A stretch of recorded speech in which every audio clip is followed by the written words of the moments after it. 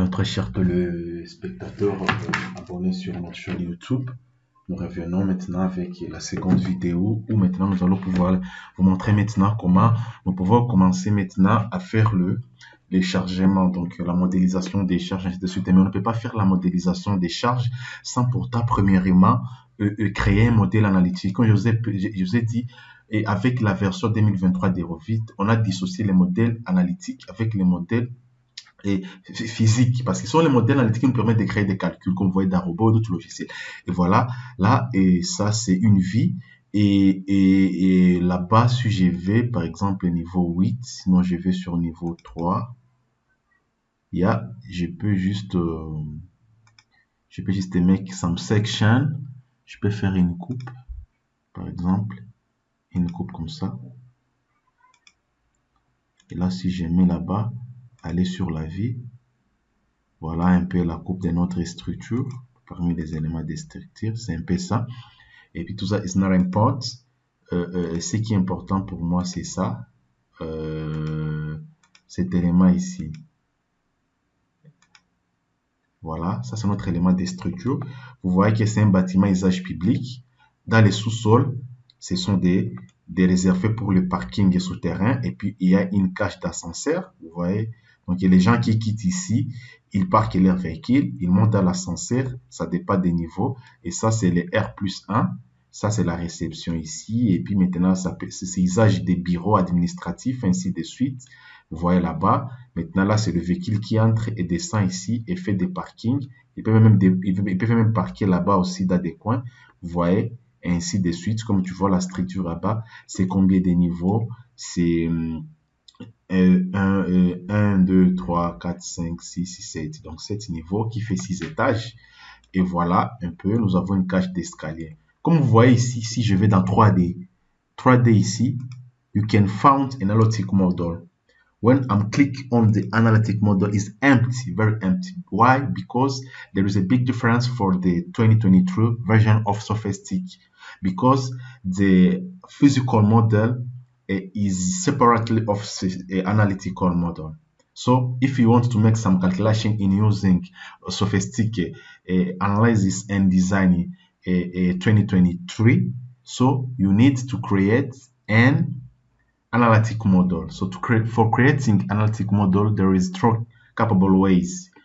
Firstly, if you are used to working with robot structural analysis, so if you want to work some workflow between Autodesk Revit and Sophistic, there is here, you can just go here, analyze, and there is a structural analysis if only you create an analytic model. So for the 2023 version, you're going to click here, automation analytic.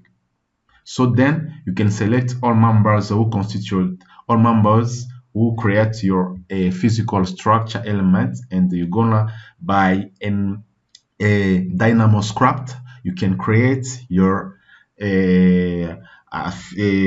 analytic model. So for our purpose of a tutorial video today for Sophistic analysis and design, there is a difference because in Sophistic there is an extension who called an extension who gonna help you. You can use exactly here. Here is this extension. You're gonna click here. Show. It's called a model generator analytical. Yeah, this is the generate physical model. So I'm here. This is my physical model. Then I'm going here and I click here.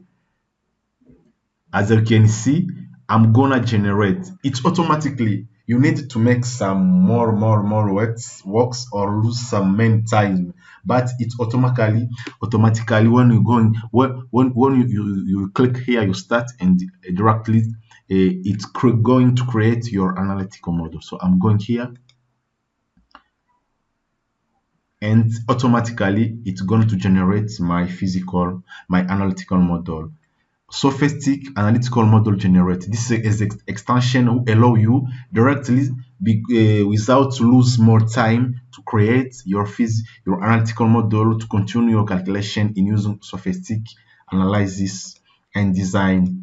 You can't use this is all menu here without to create your analytical model in using a Sophistic Analytical Model Generator. It especially for the 2023 and the 2024 version of Sophistic exactly.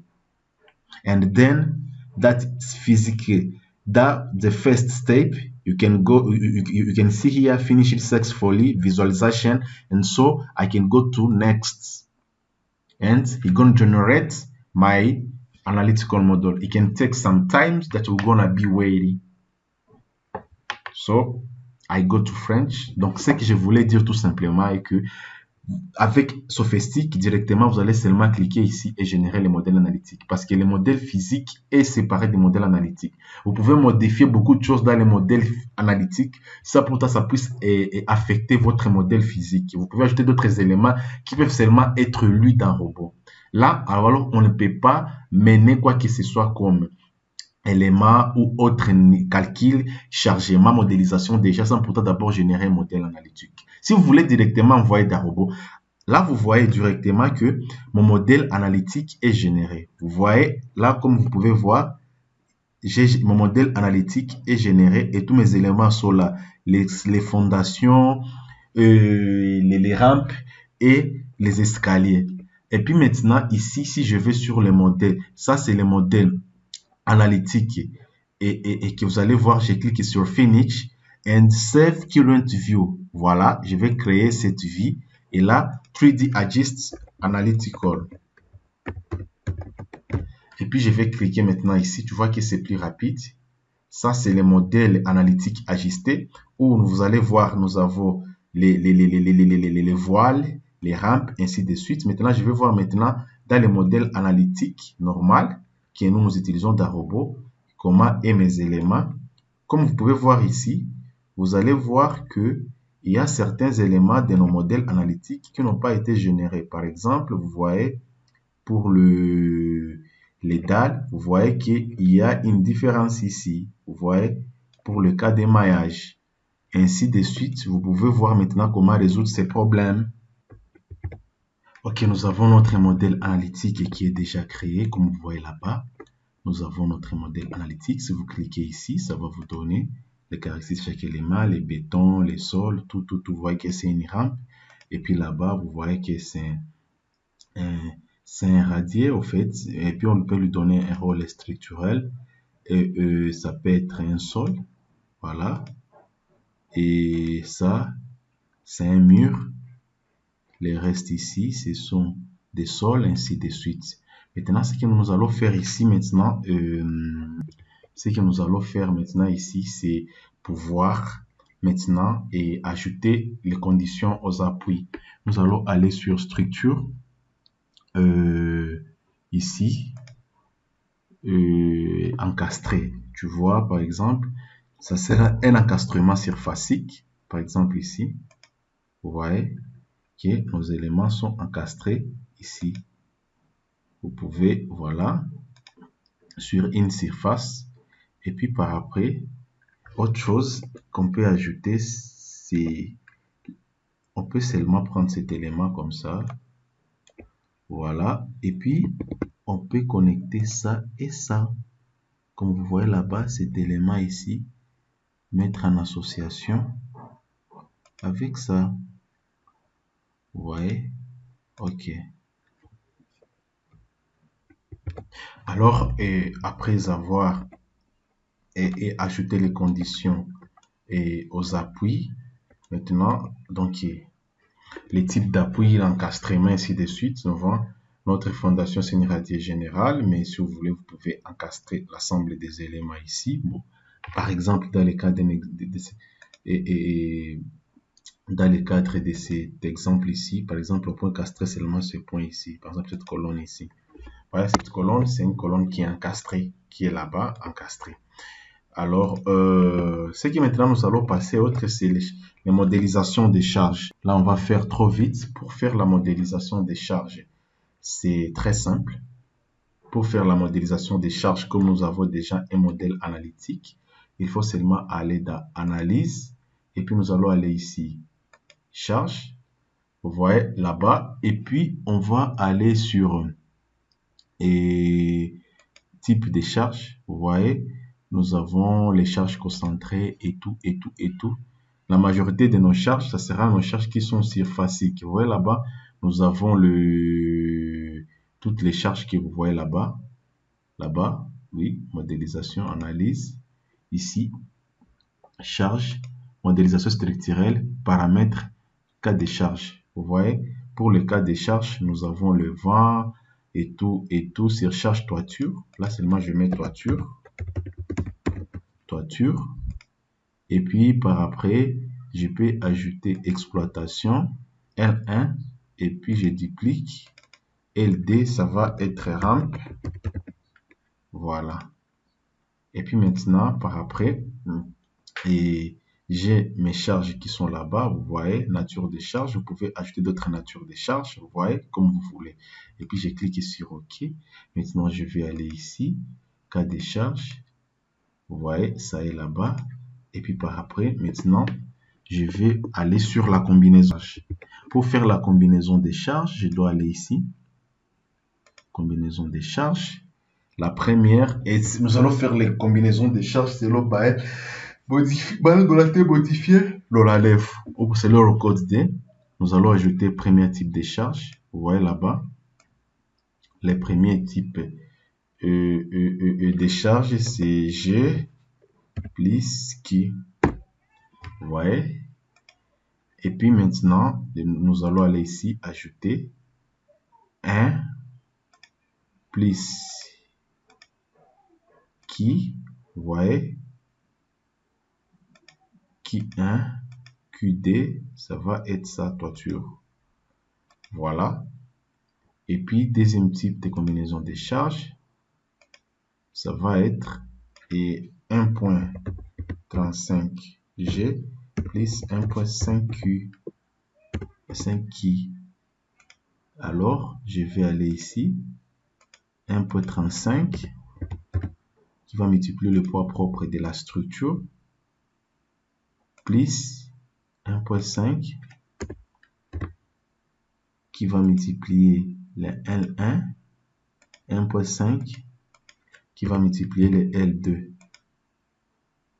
L1, L1, vous voyez, combinaison maintenance, ici, je peux dire dernière combinaison, et puis je vais ajouter ici, nouvelle utilisation 1, ici,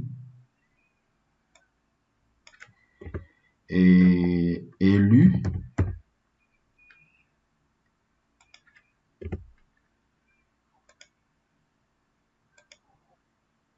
LS. Ok, je clique là-bas. Voilà. Non, là-bas seulement c'est élu. LS là-bas. Et là-bas c'est élu. Vous voyez, j'ai cliqué sur OK. Ce sont mes combinaisons qui sont là-bas. Maintenant, je vais maintenant commencer à ajouter mes charges. La première, c'est le poids propre de la structure. Ah, la deuxième, voilà, dans la combinaison des charges, j'ai oublié. Oui, j'ai mis toiture, bien sûr. Et il y a rampe, voilà, il y a rampe, la combinaison des charges, rampe, sorry, I forget. Je vais ajouter ici, là-bas, je vais rentrer ici, il y a un petit oubli, cas de charge. Vous voyez là-bas, toiture, je vais aller là-bas, je duplique, je mets là-bas, rampe. Rampe LL1, LL2. Seulement, je clique OK. Et puis, je vais rentrer ici. Ici, combinaison des charges.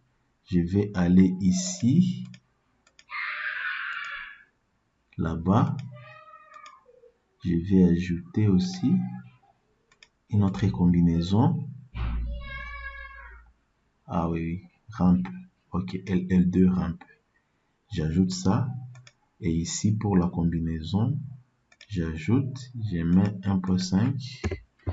Pour la rampe aussi. Rampe.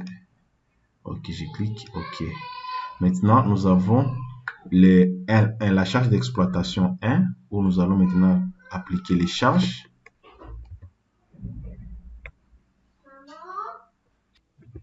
Là, nous venons de vous montrer comment on peut modéliser les charges et comment on peut faire la combinaison des charges. La vidéo suivante, je vais vous montrer maintenant comment on peut maintenant appliquer les différents types de charges sur la structure. Merci beaucoup et à tout à l'heure.